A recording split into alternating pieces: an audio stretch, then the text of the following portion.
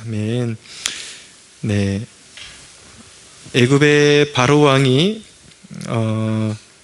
하나님의 영에 감동된 사람이라고 그렇게 칭찬했던 사람이 바로 요셉이죠.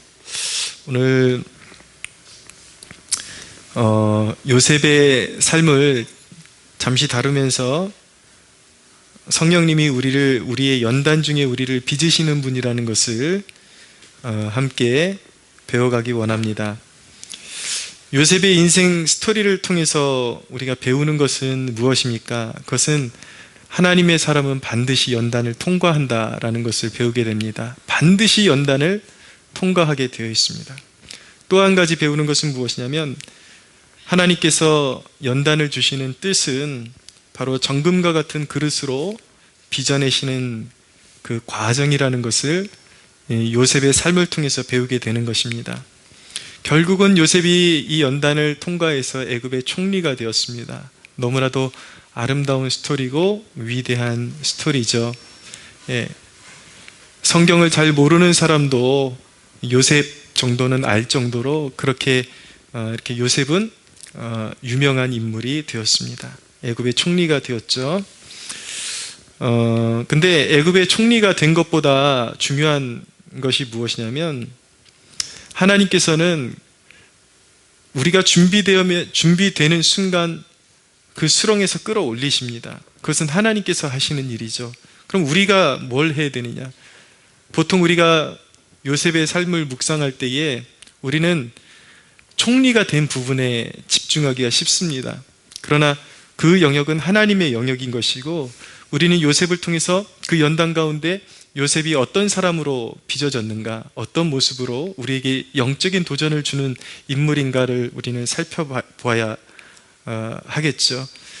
요셉에게서 우리가 배워야 하는 것은 요셉이 총리가 되었다는 그 사실보다 우리가 배워야 되는 것, 그것은 무엇이냐면 요셉이 연단 중에 거룩함을 지켜냈고 더 신실해졌다라는 사실입니다.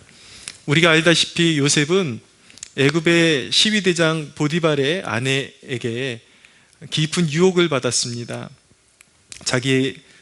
자기와 이제 잠자리를 같이 하자는 그런 유혹을 받았죠. 요셉이 성경에 보면 준수한 청년이라고 그렇게 말씀하는 거 보니까 요셉이 굉장히 요즘 말대로 굉장히 잘생기고 핸섬한 그런 스타일이었던 것 같아요. 그러니까 그렇게 자꾸 눈길을 주고 유혹을 했는데 아마 거기 유혹에 타협을 했더라면 잠시 동안은 오히려 요셉의 삶 가운데 큰 도움이 되었을 수도 있을 것입니다. 왜냐하면 최고의 권력가의 아내니까 남편은 늘 밖으로 바쁘게 돌아다니고 혼자 있는 시간은 많고 권력과 돈도 있고 이러니까 얼마나 그 유혹에 타협을 하면 요셉이 그 젊은 날에 정말 많은 세상적인 기준으로 했을 때 많은 유익들을 누릴 수 있었겠습니까? 그러나 요셉은 그 유혹에 타협하지 않고 내가 어찌 하나님 앞에서 죄를 범할 수 있겠습니까? 라는 고백과 함께 내가 하나님 앞에서, 우리가 코람데오라는 단어를 쓰는데 이 요셉의 삶에서 나온 바로 그 용어입니다. 하나님 앞에서 우리가 어떻게 살아가야 되는가? 믿는 자로서 하나님 앞에서 살아가야 된다라는 것이죠. 요셉은 그렇게 하나님 앞에서, 하나님이 나를 지켜보고 계신데 어찌 내가 하나님 앞에 죄를 범할 수 있사오리까? 라는 고백으로 그 유혹을 피하고 거절합니다. 거룩을 지켜냈다라는 것이죠.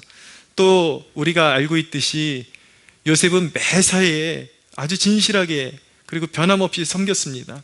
그것이 자기가 높아지는 자리에서 그렇게 섬긴 것이 아니라 요셉이 우리에게 강력한 영적인 도전을 주고 그의 신실함을 우리가 배워야 하는 이유는 무엇이냐면 그가 가장 깊은 인생의 수렁에 빠졌을 때에, 노예로 팔려갔을 때, 형들에게 배신당하고 노예로 팔려갔을 때에, 그리고 이 보디발의 아내에게 모함을 당해가지고 감옥에 갇혔을 때조차도 그는 그 주어진 상황에서 연단의 가장 그 깊은 곳에서 가장 낮은 자리에서 지극히 섬기고, 그래서 무엇이든지 그에게 맡기는 것은 철저하게 그에게 믿고 맡길 수 있을 정도의 그런 섬김을 보여줬던 사람이라는 것이죠. 그래서 보디발의 집에 있을 때도 그를 총무로 삼아가지고 모든 집안을 관리하게끔 했고, 노예 시절에도, 그리고 감옥에 갔는데도 불구하고 이 간수장의 마음에 들어가지고 감옥 안에서 이렇게 모든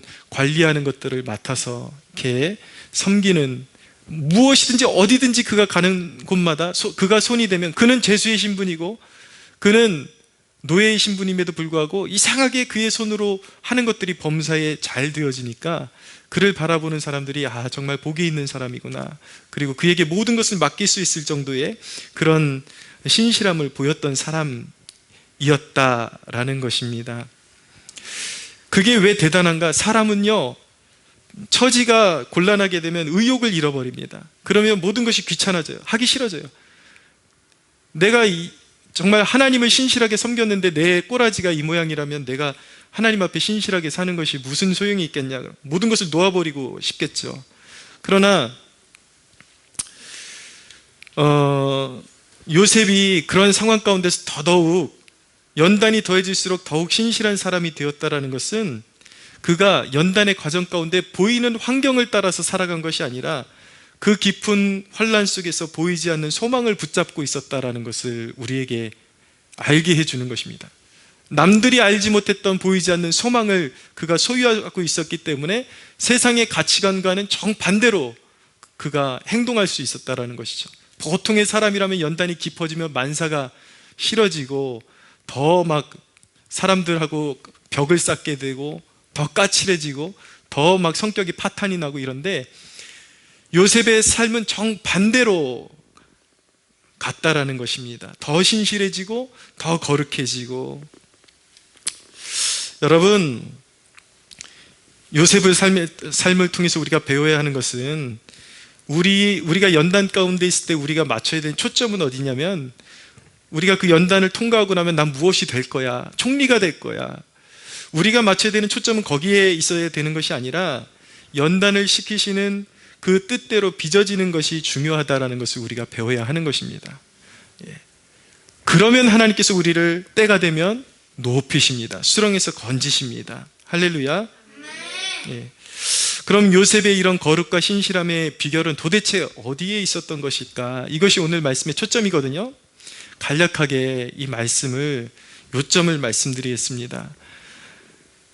요셉이 연단 가운데 그렇게 거룩하고 신실할 수 있었던 비결은 바로 말씀과 성령님과의 동행에 있습니다. 말씀과 성령님과의 동행에 있습니다.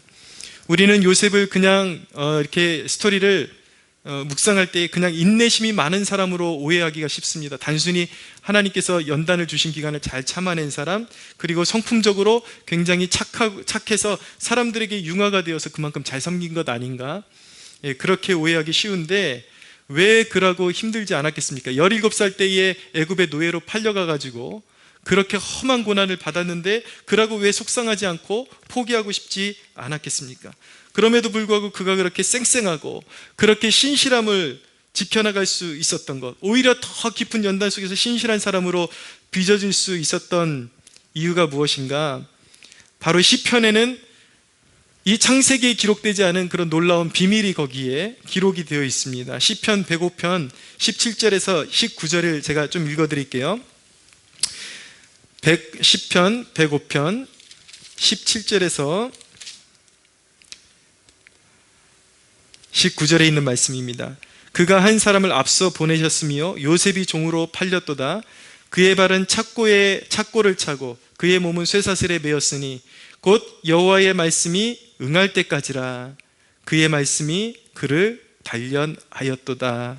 창세기 어디에도 나타나지 않는 말씀이 여기에 나타나는데, 여호와의 말씀이 응할 때까지 하나님이 그를 단련했고, 또 그의 말씀이 그를 환난 중에 단련했다라고 말씀하고 있는 것입니다. 그런데 창세기를 보니까 그 하나님의 영에 감동된 사람이라고 그를 고백하고 있잖아요. 그가 어떻게 자신의 그런 영성을 유지하고 신실함을 지켜나갈 수가 있었는가? 그런 환난의 한복판에 성령 안에서 말씀과 교제하는 것을 그가 끊임없이 지켜나갔기 때문에, 성령 안에서 말씀을 묵상하고 성령 안에서 말씀을 자기의 양식으로 삼았기 때문에 요셉이 그렇게 신실함을 항상 말씀에 비추어서 세상에 흘러내려가지 않고 떠내려가지 않고 자신의 거룩함과 신실함을 지켜나갈 수가 있었다라는 것입니다. 여러분, 말씀과 성령은요 늘 함께 일하십니다. 성령님은 말씀을 통해서 우리에게 교훈을 주시고, 말씀을 통해서 우리를 거룩하게 하시고, 말씀을 통해서 우리를 환난 날에 피할 길을 우리에게 보이시는 분이 성령이십니다. 그러므로 우리가 성령님과 깊은 교제를 나누려면 말씀을 늘 가까이 하는 습관을 들여야 하는 것이죠. 여러분이 요셉처럼 빚어지기를 원하신다면 성령 안에 말씀을 읽는 법을 배우십시오. 여러분 분명히 나름대로 말씀도 읽고 기도도 하고 그러실 거예요. 그렇게 되기를 바랍니다. 할렐루야. 예. 근데 여러분, 보통 말씀 따로 기도 따로 이렇게 하기가 쉽죠. 그렇게라도 하면은 다행입니다. 근데 제가 지금 소개하고 싶은 말씀을 읽는 노하우는 말씀과 기도를 따로 떼지 않고 그것을 한꺼번에 함께 병행하는 방법을 소개시켜드리고 싶은 것입니다. 옛 영성가들이 하나님과의 깊은 사귐을 가질 때 사용하던 방법인데, 예를 들어서 오늘 성경을 읽어요. 어느 부분을 읽는데 그냥 쭉 나중에 다 읽고 나서 기도해야지, 그것이 아니라 읽는 와중에 성령님의 인도하심을 구하며 읽다가 마음에 걸리고 왠지 나를 채찍질하는 말씀이나 나를 격려하는 말씀에서 더 이상 넘어가지 말고 그 자리에서 머무는 방법을 배우는 것입니다. 그래서 성령께서 어떤 말씀을 나에게 비추어 주실 때 더 이상 넘어가지 말고 그것을 계속 깊이 곱씹으면서 묵상하면서 그 말씀을 나의 기도 제목으로 삼고 그것을 기도하는 것입니다. 성령님이 그 말씀을 통해서 나의 특별한 죄악을 떠올리게 해주셨을 때에 그 자리에서 외면하는 것이 아니라 하나님 앞에 토설하고 인정하고, 하나님께서 은혜를 주셔서 성령 안에서 내 마음이 부드럽게 변화되고 하나님의 말씀을 담을 수 있는 그릇이 되어서 이 말씀에서 하나님께서 내게 요구하시는 사람처럼 되게 해달라고 그렇게 기도를 병행하는 것이죠. 그래서 그 기도가 깊어지면 이제 다음 구절로 계속 넘어가는 것입니다. 넘어가다가 또 성령님께서 나에게 어떤 메시지를 보내실 때에 더 이상 넘어가지 말고 그 자리에서 그 말씀 앞에서 머무르면서 회개하면서, 그리고 끊임없이 말씀과 씨름하면서 나로 하여금 하나님 이렇게 빚어주십시오 라고 이렇게 말씀과 기도를 병행하는 거예요. 그러면 성령 안에서 그 말씀을 깨닫게 되면 그냥 무미건조하게 말씀을 읽는 것보다 그 말씀이 내 마음을 만지는 것을 경험하게 되고 더 뭉클한 그런 감동을 느끼게 되고 내 안에 부으시는 은혜가 더 풍성하다라는 것을 경험하게 되는 것입니다. 오늘 제가 어떻게 그것을 실천했는지 실제적으로 여러분들에게 잠깐 소개하고 넘어가려고 해요. 여러분들 실제적인 그런 여러분들의 영성생활에 있어서 도움을 받으시라고 제가 오늘 에베소 6장을 읽고 있었습니다. 6장을 읽고 있는데 6장 8절에서 이런 말씀이 있었습니다. 5절부터 읽어드리는 것이 여러분들에게 도움이 될 것 같아요. 종들아, 두려워하고 떨며 성실한 마음으로 육체의 상전에게 순종하기를 그리스도께 하듯 하라.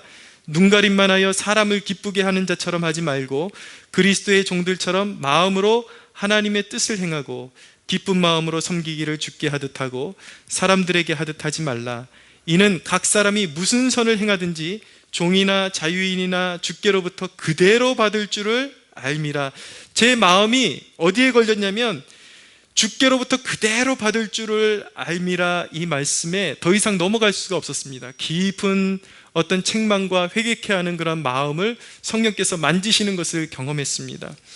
보통 우리의 마음은 항상 윗사람을 대할 때에도 존경받을만 해야지 존경하지, 이런 태도를 가지고 대해요. 그러니까 늘 내가 어떤 내 직장의 상사나 어떤 나를 이끄는 영적인 리더나 마음에 안 들면 저 사람이 대우받을 자격이 없기 때문에 내가 이렇게 퉁퉁거리고 티격태격대고 그렇게 올바로 대우를 하지 못한다라고 핑계를 대죠. 그러나 하나님의 말씀은 분명히 상대가 누구든지 그럼에도 불구하고 죽게 하듯 하라, 그렇게 말씀하고 있는 것입니다. 근데 자기가 심은 그대로 받을 것이라고 말씀하고 있어요. 이 대목을 제가 묵상하면서 내게 간간히 나타나는, 내 삶 가운데 간간히 나타나는 그런 인간관계에 좋지 않은 열매들이 알고 보면 내가 과거의 어느 시점에 사람을 존중할 줄 모르고 겸손할 줄 모르고 그렇게 사람을 대했던 그 열매들이 지금 나타나는 것이구나, 그것을 깨닫게 되었습니다. 그래서 이 말씀을 대면하면서 사람을 대하는 태도가 바로 내 미래를 심는 것이라는 그런 통찰력을 성령 하나님으로부터 제 마음의 깊은 곳에 불어넣어 주시는 것을 느끼게 되면서, 내가 완전할 수는 없어도 성령께서 내 마음에 부어주신 이 말씀을 따라서 내 주위에 있는 사람들에게 내 미래를 심는다라는 그 각오를 가지고, 그 믿음을 가지고 좀 더 신경 써서 그렇게 사람을 대하는 법을 배워야겠다라는 것을 마음에 새기는 하루가 되었습니다. 여러분, 백날 성경을 읽으면 무엇하겠습니까? 무슨 뜻인지도 모르고 그냥 계속 넘어가다가 1년 동안 내가 막상 기도를 하려고 그러면 뭘 기도해야 될지도 모르겠고, 말씀의 능력도 경험하지 못하는데, 그런데 이렇게 성령 안에서 말씀을 읽는 것을 습관을 들이게 되면 천하를 얻는 것보다 더 귀한 것을 얻게 되는 것입니다. 성령께서 주신 마음으로 의의 씨앗을 심을 수 있는 그러한 법을 성령님으로부터 배우게 되는 것이죠. 그 성령께서 만지신 마음을 가지고 내가 의의 나무를 심을 때에 그것을 맺혀질 풍성케 하실 열매들을 한번 바라보십시오. 얼마나 내 미래가 장구하고 또 나를 통해서 많은 사람들이 또 영적인 기쁨을 누리게 될지, 하나님께서 그것을 통해서 내 삶 가운데 얼마나 많은 좋은 열매를 주시게 될지, 그런 것을 기대하면서 우리는 성경을 대할 수가 있어야 하는 것입니다. 할렐루야. 말씀과 성령은 떨어질 수가 없는 것입니다. 성령 안에서 말씀을 읽는 것을 배우십시오. 그럴 때 비로소 우리는 요셉과 같은 축복을 누리는 존재가 될 것입니다.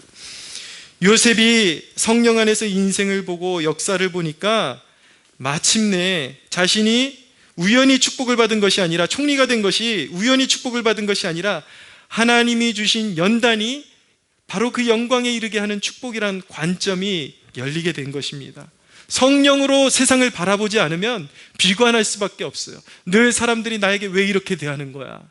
왜 나는 잘하려고 했는데 왜 나한테는 늘 거꾸로 나를 대접하는 사람밖에는 없는 거야. 비관과 사람들을 향한 증오가 쌓이게 되는 것이죠. 그러나 우리가 성령 안에서 기도하면, 성령 안에서 세상을 바라보면 나를 연단시키는 그 사람들의 그 목적, 뜻, 알고 보면 그것이 나를 하나님이 축복하시는 그 축복의 자리에, 마침내 그 영광의 자리로 이끌어가는 축복의 연단의 도구라는 것을 깨닫게 되는 것입니다. 그래서 마침내 요셉은 연단을 이기고 나서 자기를 애굽의 노예로 팔았던 형들에게 그가 뭐라고 마침내 고백을 했습니까? 창세기 50장 20절에는 그의 형들에게 요셉이 이렇게 고백합니다.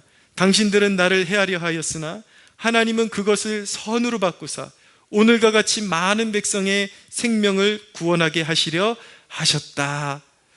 당신들은 두려워하지 마소서. 내가 당신들과 당신들의 자녀를 기르리이다 하고 그들을 간곡한 말로 위로하였더라 라고 말씀하는 것입니다. 얼마나 아름답습니까?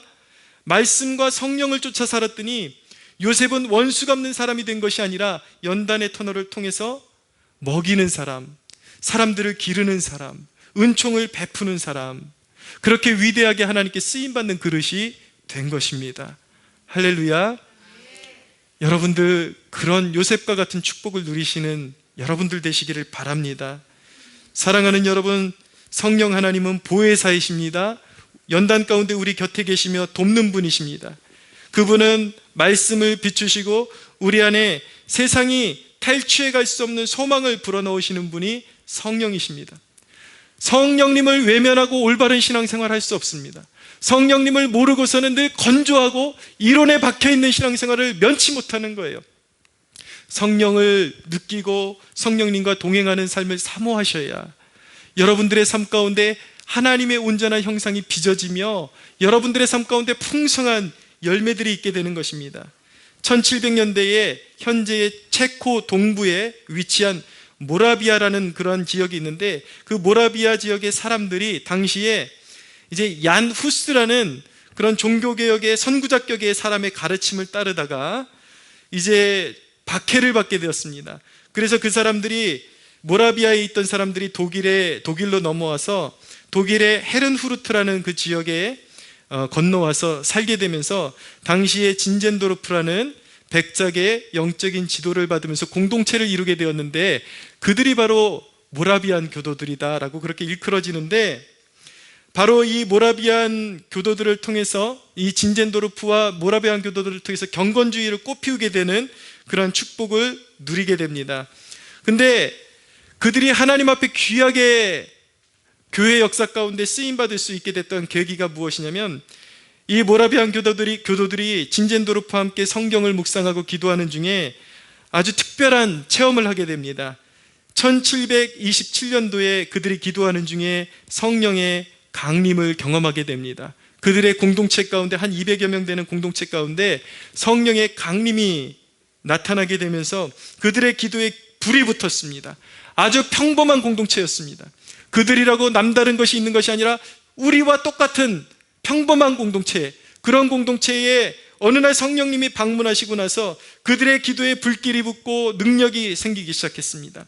그래서 그들은 하나님의 말씀을 읽을 때에 어렵게 읽지 않고 그대로 말씀에 순종해서 말씀에 단순하게 순종하는 삶을 꽃피우게 되었습니다. 그리고 영혼 사랑하는 마음으로 충만해져서 세계 선교의 모체가 된 공동체가 바로 모라비안 공동체였던 것입니다. 사랑하는 여러분, 세상에 어둠이 있고 격변이 술렁거리는 그런 어두운 상황 가운데서도 하나님은 성령의 불이 있는 공동체를 사용하십니다. 할렐루야. 모라비안 공동체 가운데 임하셨던 성령 하나님, 그 성령 하나님이 이 작은 공동체에 강타하시기를 저는 소원합니다. 할렐루야. 여러분, 성령을 사모하십시오. 여러분, 우리 교회에 무슨 일이 벌어질 수 있을까? 여러분, 불신하지 마십시오. 지극히 평범하고 마른 뼈와 같은 곳에 우리가 성령님을 대망하고 소망하고 그 불길이 임하기를 소원할 때에 언젠가 반드시 그 불길은 우리를 방문할 것입니다. 할렐루야. 예, 성령의 불이 임할 때에 우리는 달라질 것입니다. 우리는 마음의 간절함을 소유하게 될 것이고, 이 작은 공동체가 성령의 능력으로 말미암아 이 시대 가운데 큰 역사를 이루는 그런 놀라운 역사를 경험하게 될 것을 믿고 신뢰할 수 있는 저와 여러분들 되기를 축복합니다. 이 믿음 가지고 오늘 기도의 자리로 나아가서 정말 성령의 강림하심을 사모하는 저와 여러분들 되기를 소원합니다.